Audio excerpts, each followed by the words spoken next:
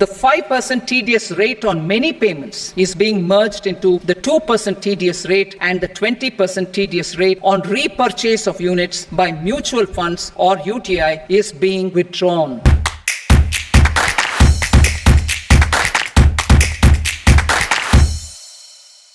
Hello everyone, this is Shalini Gera, Certified Financial Planner. Very important for financial planners as well as investors in India. The government in the economic survey had also pointed out towards the excessive valuations in the market. It pointed out that the market cap to GDP ratio, which is currently 124% in India, is not necessarily an indicator of the economic strength, but would also point towards the instability in the markets. Thus, caution needs to be exercised. Capital gain tax rate in India has been changed. The tax rate on short-term capital gain in the equity markets has been increased from the current 15% to 20%. The long-term capital gain tax rate has been increased from 10% to 12.5%.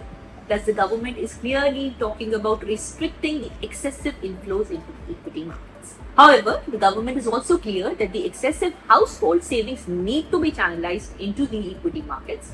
And hence, in order to offset the increased capital gain tax rate, the government has also enhanced the exemption on long-term capital gain from the current 1 lakh rupees to 1.25 lakh rupees. The government has clearly outlined its concern on the future and options trading segment and hence has increased the security transaction tax rate on futures and options to 0.02% and 0.1% respectively. Do let us know on how you like the Budget 2024 highlights. Also let us know on what other financially relevant content would you want us to talk about.